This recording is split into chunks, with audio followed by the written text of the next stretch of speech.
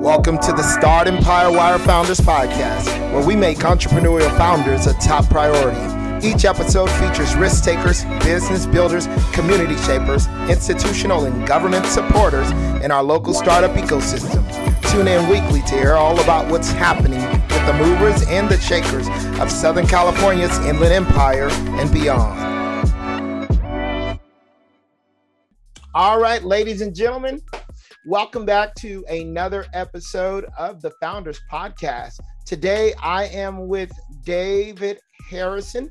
Would you prefer Dave or David? You know what? Anything works. I answer a lot of different things. Yep. You can even point. That works too. Cool. So we got Dave on.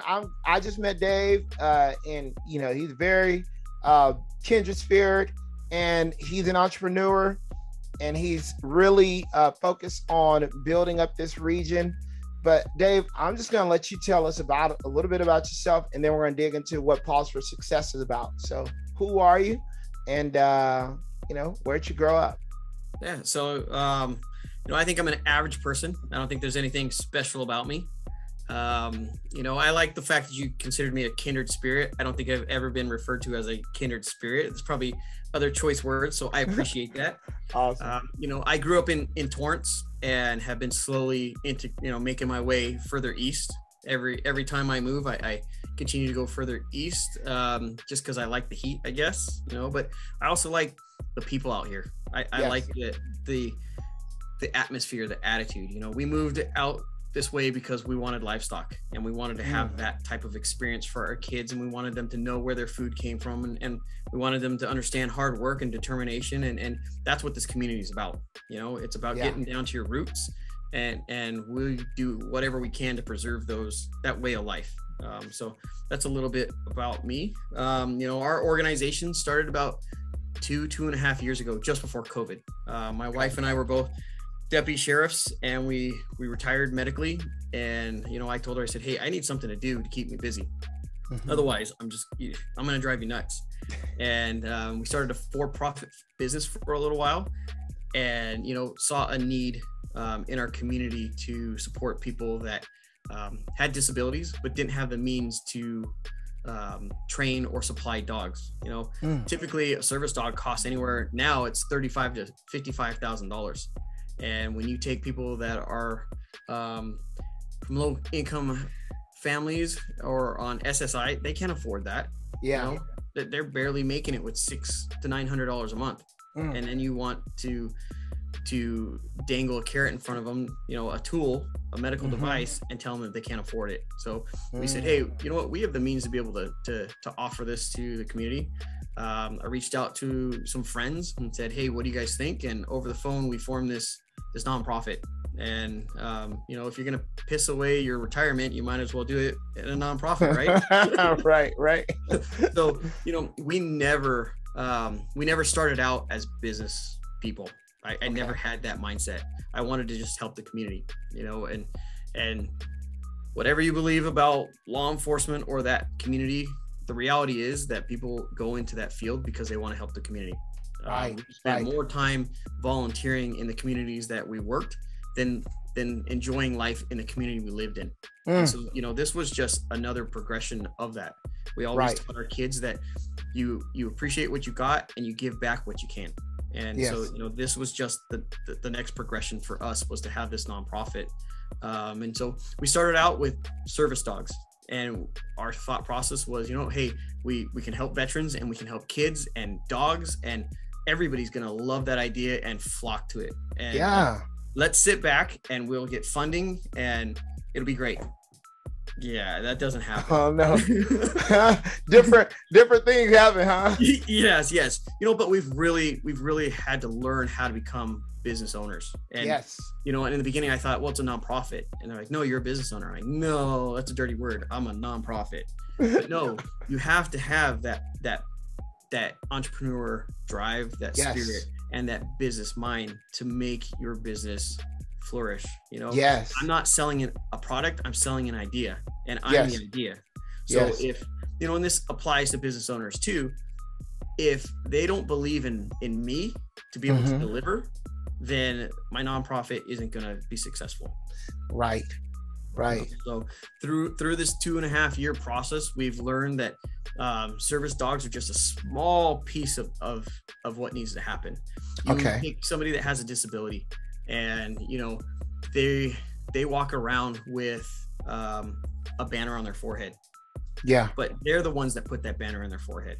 They think that everybody sees that billboard that says depression, PTSD, anxiety, whatever that case may be. So we started looking at things and we're like, hey, you know what? In order to truly get independence, we've got to give these guys and gals resources to take control back of their situation and make life a little bit better for themselves. If I give you something away for free, you're not going to appreciate it as much. You got to earn it. And so that's what we do here. We teach life skills without teaching life skills.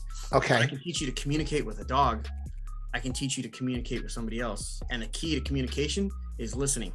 Yes. Right? And so how do I teach you problem solving skills? Well, I need a dog to do X, Y, Z. Okay, so let's break it down. Let's teach a dog X first, then Y, Z. Simple to complex. Let's put those things together. So, we utilize the dog as the tool to teach them these basic life skills and fill their toolbox with what they need to become successful. So we really changed our business model, which all good business owners should do. Not saying I'm a good business owner, but I try and learn, but we really changed our business model to focus on mental health, because that's a huge demand in our community, and what we can do to provide programs that assist people with mental health, whether it's a resiliency course that teaches de-escalation or communication skills, or a service dog and training a service dog. So we still do service dogs, but we really do a wide gamut of things to give our clients the best possible outcome. And you guys are working with all veterans currently right now? So our model originally was veterans and children. But we said we will never turn anybody away. As long as you're willing to put in the work, I won't turn you away. And that's still true today. The veterans kind of opened our eyes up and said, hey, look, guys, you really need to open this up to cops and first responders. You cops are always hanging out here anyways, because you're all hanging out together. And we like that banter back and forth. But the stories you're telling, you guys are experiencing the same trauma that we are. You see the worst of the worst every day. And the way that you guys are coping with it isn't necessarily the healthiest way for yourselves or your families. Right. So my wife and I stood back one day and we really had an open discussion with each other and said, like, what do you think? And we kind of had to look at things in our friends and comparing to some of the situations our clients or the way that they're acting. And we said, you know what, we need to do more. So we opened it up to first responders, because you've got people in doctors and nurses and EMTs and firemen that are going through the same thing. Traumatic situations. Yes. And how do they turn it off? They don't, and so we really focused on veterans, first responders, children, and everybody else. So do we relate well with veterans and first responders, because we get that, but we also understand what it's like to be there for a family and to be supportive for a family, or to a child that's going through something, or a father. We have a father that lost a child. He's not a veteran, and he's not a first responder, but he's a father, and he went through trauma. And so going through the PTSD from that experience is just as real as somebody that serves on the battlefield. So we primarily focus on veterans, first responders, and children, but we won't say no to anybody. As long as you're willing to put in the work, I'm here to stay with you. So you guys are actually giving you're teaching people how to handle the support dogs, or tell us, how does that work, the relationship with the dogs? And so we utilize the dogs in 2 different programs. Well, I'll say 3. So a service dog is a dog that is trained to perform a specific task for an individual that has a disability. So we train the dog to aid that person in their life with that task that helps them. So the easiest thing would be somebody that has diabetes. And when their blood sugar drops, we can train the dog to alert to that drop in the blood sugar level. And, you know, they bark or they paw, depending on what we teach the dog. And it tells the person like, hey, your blood pressure is low. They check it. And then they alter it with, you know, whatever medicine or orange juice or whatever their doctor tells them.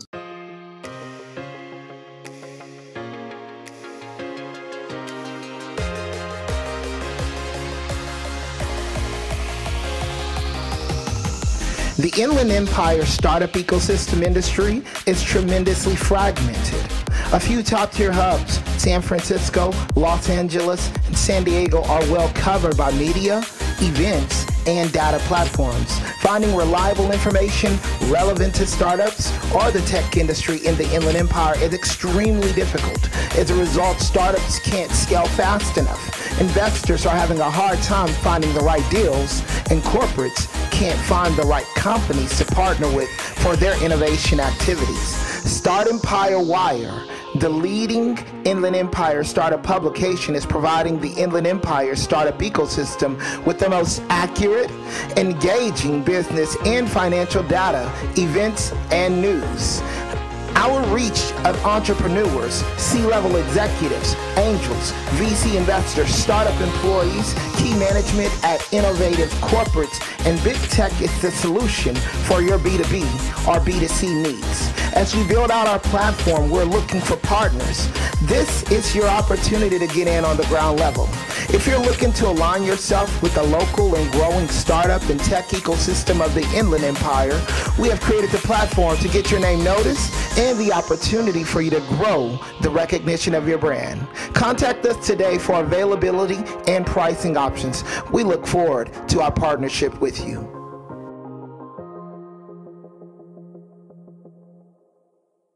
You can train a dog to recognize a low blood sugar. Yes. That's freaking amazing. You know what? Dogs are amazing.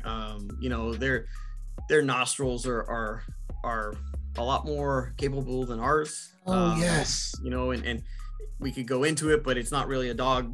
Probably, you know, some of your podcast viewers will be like, wow, that's really cool. I love dogs. Right. Well, I'm here to hear about business. Like, it's definitely covering more of the business too, as well. But yeah, so I guess I'm a dog lover too.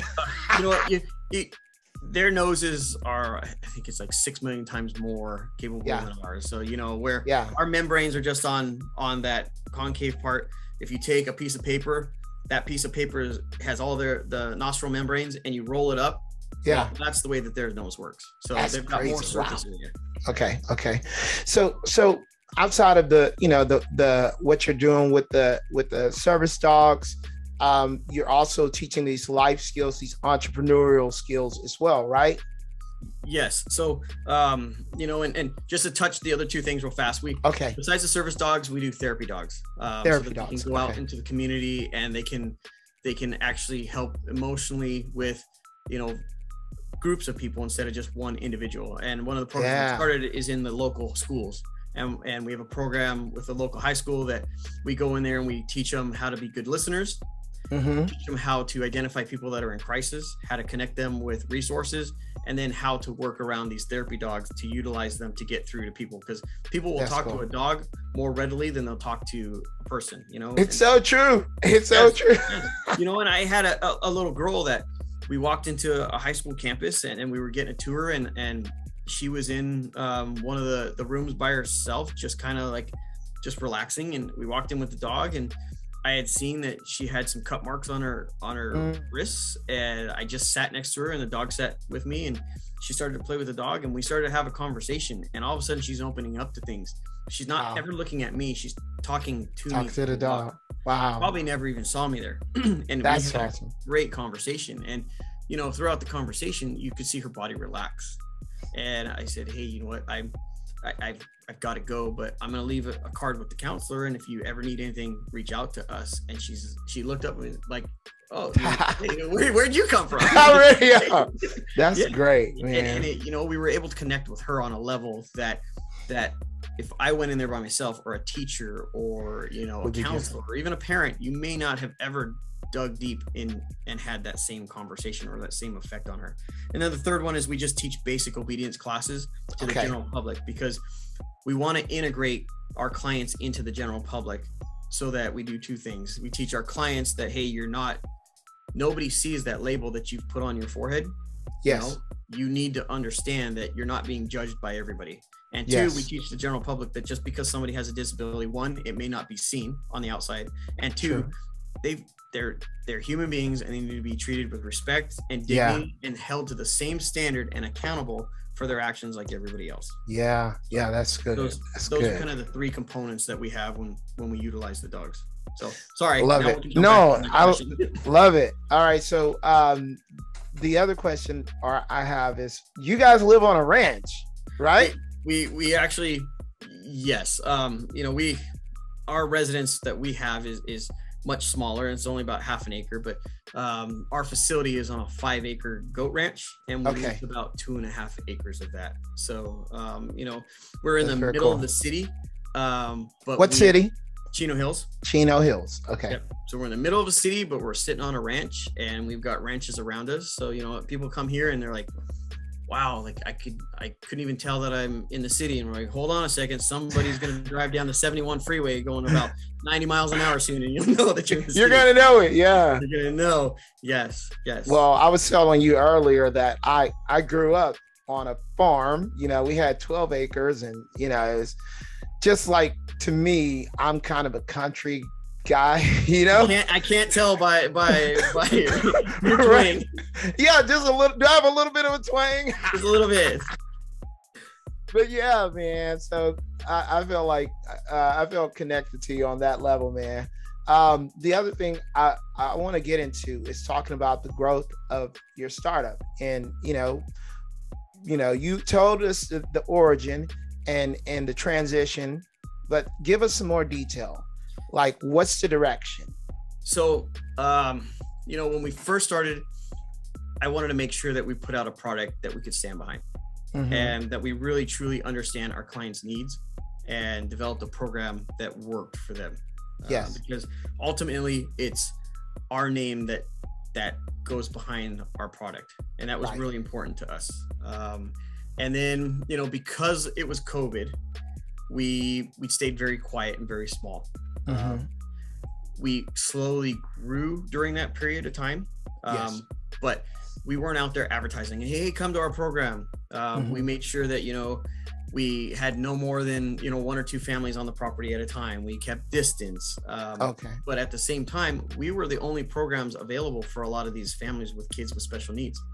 Wow. We were the only resource that the kids could get out of their home and go somewhere, So we built sandboxes here and had swimming pool, like little wading pools, and we would have Easter events here, and every holiday or function at school we would have here, but on a very small scale, so that our kids still had some sense of community, and it was the same families, so they were still safe. Hey, we only go to Paws and we go home, and we kept a close-knit community. But then as soon as everything opened up, we hit the ground running. And we hit the ground running because we wanted to show our value to the community. I didn't go out there and say, hey, we're Paws for Success, start giving me money. No, we're Paws for Success, and how can we help grow our community? How can we get involved? Because I truly believe, like, hey, we're the new kid on the block. You just don't come in here like, gimme. Right. You want to come in and like kind of pay or kind of like put in some work, right? Right. Yeah. And then still say like, hey, like, pay me the money. Support the work, right? Support the work, yes. And I think that's really helped us. I'm very big on genuine connections. And I've met a lot of people, and I'm sure you have too, that, because we're a nonprofit, everybody wants to take a picture.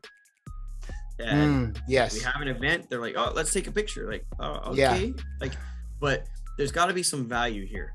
I have a lot of value, and so does our organization. So I never undervalue our organization by just pimping ourselves out a bit. Right. You've got to recognize your value. And I went to I did a panel, and we were talking about communication and networking. And you know, my Okay. big thing is you got to remember that you bring something to the table and you have value. And so does the other person sitting across from the table. So don't waste their time, and they shouldn't waste yours. And if somebody's wasting somebody's time, you need to recognize that and respectfully say, hey, I need to move on. Because you never close the door, you know? So that's good. So for us, you know, down the road, we'd love to continue to get involved in more communities outside of Chino Valley, and we're trying to push further east. You know, but at the same time, we'd also like to build our resources and become a hub here for people that have disabilities. And yes, the next step would be bringing in like therapists and having support groups here. Okay. It's really needed. So, so we'll get into a little bit more details of the goals. So before we go there, what are, at your current stage, what are the most pressing needs that you guys have for what you're doing with Paws for Success? Well, and you know, I think every nonprofit echoes this, and I don't want to be that guy standing on the corner and we're ringing the bell, but you know, we're always in need of donations. There we go. We're a 100% volunteer organization. Yes. You know, and that really helps to keep the costs down. But yeah, we have insurance, and we have leases, and we have utilities, and we have dog food and vet bills and everything else that, you know, we do. So you know, donations is huge. And we always offer means for people to, you know, do in-kind donations with dog food or resources that can be, you know, some people aren't big on, hey, I'm going to give you $100. No, I don't want to give you $100. I want to give it, make sure it goes somewhere. So, you know, hey, don't give us the $100. Go to our supplier and buy the dog food for us, or you know, buy some leashes or dog bowls, or better yet, come down here and support a dog that, you know, will go to a person, and you can watch the transformation in their life, and you can get involved and you can mentor them. So there's a lot of different opportunities, but the biggest need for us is cash donations. Okay. I have a question about the dogs. Where do you guys get the dogs from? So we typically try to go through shelters and rescues, and there's rescues that we work with on a regular basis. And that's good. They identify the specific type of dog that we need and are looking for. So it takes a lot of the legwork away from us. That's good. And we also we've started to come into a line of breeders that, you know, hey, like, we have puppies and let me donate a puppy to you. Wow. And that's been phenomenal. That's cool. Yeah. And you know, a lot of people are out there like, hey, get from rescues, get from shelters. And we continue to do that too. But if I've got a breeder that's willing to donate a dog, I'm not going to turn the dog. I'm going to turn it down because it came from a breeder. Like that, to me, that just doesn't make sense. So we always teach being a responsible pet owner, and, you know, spade and neuter. But if I have a breeder that's going to provide a dog, I'm going to take it as long as it has the abilities we need. Right. So I was introduced to you through a good friend, Manuel from Student Hires. He also told me about the event that you had coming up. So tell us a little bit more about why you're doing this event and what is it? So we are putting on an entrepreneur workshop, and it's 6 sessions. Each session is 4 hours, and it's spread out over 6 different Saturdays. So every other Saturday starting July 16th. And our goal is to basically help nurture and grow some entrepreneurs into real life businesses. You know, we saw a need within our community. You know, if you take somebody that has a disability, the unemployment rate for a person with a disability is more than double of that with somebody that doesn't have a disability. But statistics show that people with disabilities, 70% of them want to work. You know, they just may not have the means. Maybe workplace environment isn't conducive to them. Yes. Maybe the stigmas of the employees there, you know, work against them. Maybe the hours don't work. So, you know what? Hey, here's an opportunity to take some individuals that want to be gainfully employed, that want to be self-sufficient, that have the ability, just may not have the right resources. And hey, let's plug them into our community and businesses that we work with. We've paired with over 30 business owners that are going to come in, you know, and each session is split up into 2 parts. So the first part is an open panel discussion with 4 to 5 business owners that are going to talk about topics such as, hey, what did you need? What skills did you have to gather to start your business? Where did you come from?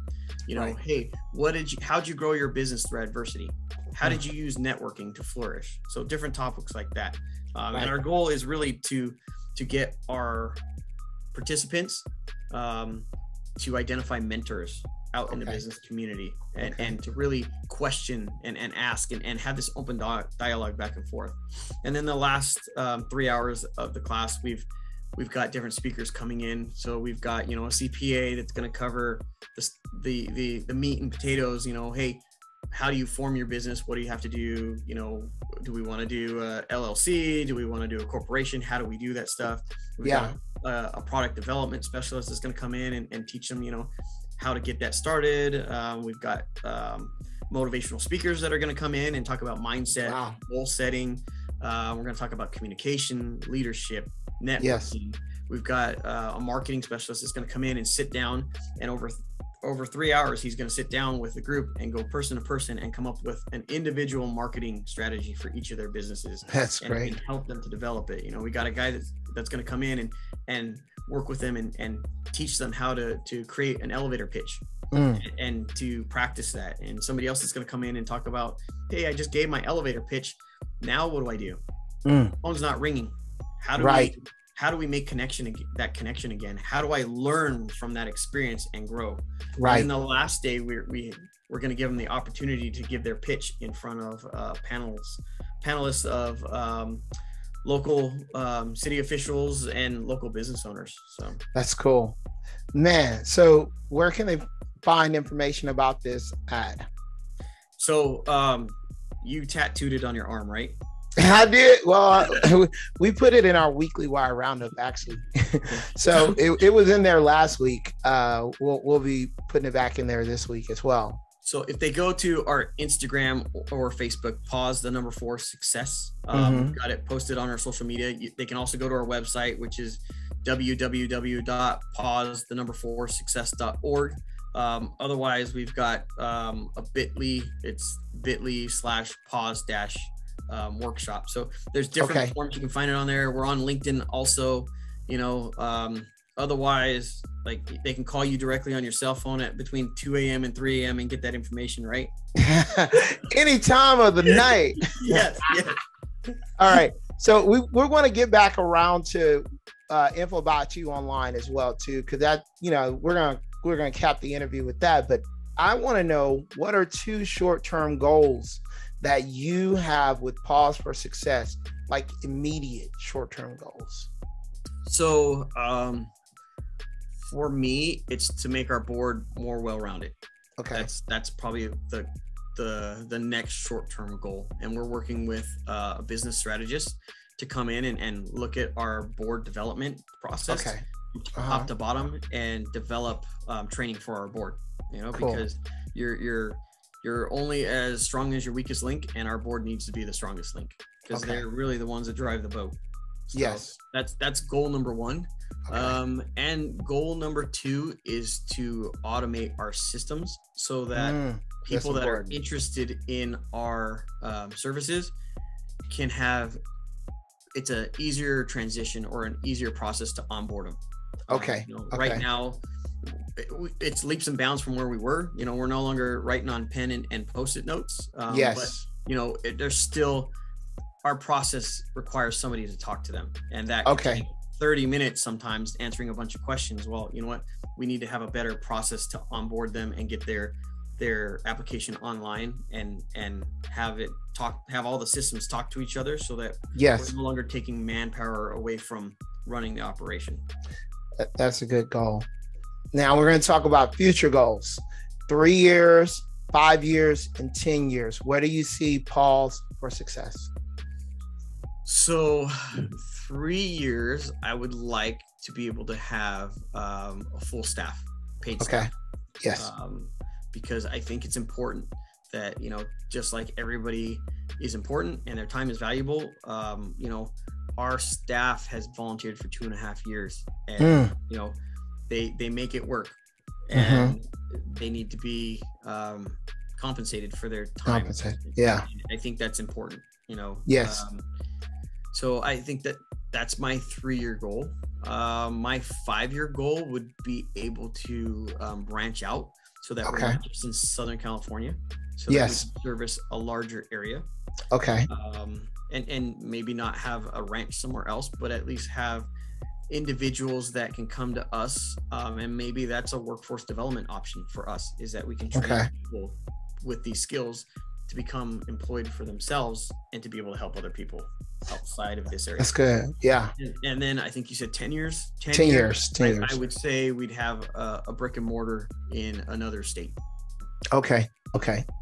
Any particular state? Oh, you know, we talked about this. I love Texas. Texas. You know, and but there's parts of Texas. I mean, you know, Midland. We're probably not gonna go. Midland, Odessa. Yeah. That area. Okay. Yeah, no, that will no, that not for us. No. Okay. Great for whoever lives there, but you know, we're probably gonna go further south. You know, further south. We really like San Antonio area. San Antonio is very nice. I mean, I have family who lives there, and I've been over to the Riverwalk. It's a really nice city. Yeah, so I think there's some really nice parts just outside the city, about 45 minutes, that would be nice. But you know, we're open. And it's not to say that we're leaving California. Right, you keeping operations here, and you're just gonna be. Yeah, it's just always been like a pipe dream of mine. So nice. All right. I'm only one half of that equation, right? All right. Hopefully nobody crucifies you for saying Texas. You know what? Hey, if it's not your place, if it's not meant for you, then it's not meant for you. No, I find that I get a lot of reactions when I tell people I'm originally from Texas. They're like, "What you doing out here in California?" Like, yes. I like California too. You know.